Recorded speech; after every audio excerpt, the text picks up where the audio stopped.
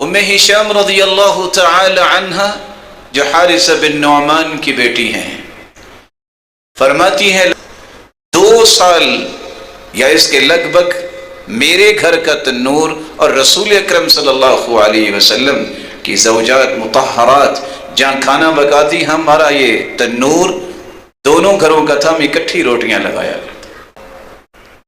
मैंने सूरत क़ाफ ये अल्लाह के रसूल सल्लल्लाहु अलैहि वसल्लम से याद की।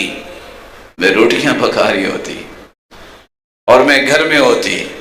अल्लाह के रसूल सल्लल्लाहु अलैहि वसल्लम इदा खतब अन्नास, जब लोगों को खुतबा देते मिंबर पर खड़े होके, तो अल्लाह के रसूल सल्लल्लाहु अलैहि वसल्लम ने इतनी बार सूरत क़ाफ पढ़ी है कि मुझे बार बार सुन के ये पूरी सूरत याद हो।